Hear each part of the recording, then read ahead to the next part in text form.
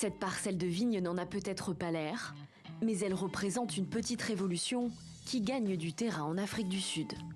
Son secret, épouser les courbes du paysage et ainsi faire rempart à la sécheresse.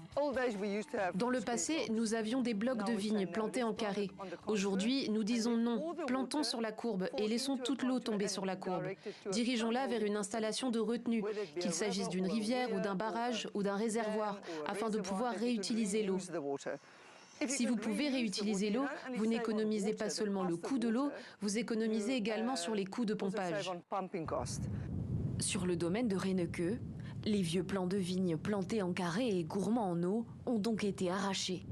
Une méthode radicale, mais nécessaire pour faire face au réchauffement climatique qui modifie déjà les températures et la pluviométrie de la région.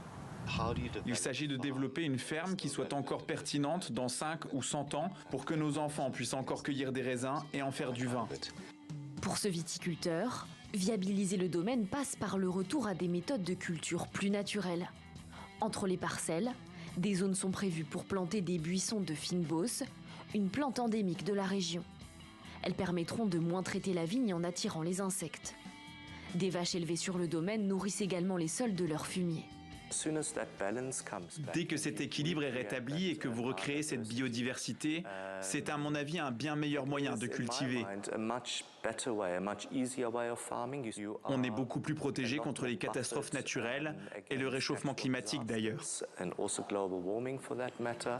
Dans cette région du Cap occidental, à la pointe de l'Afrique, tombera 30% d'eau en moins en 2050. Les températures, elles, auront augmenté d'1,5 à 3 degrés.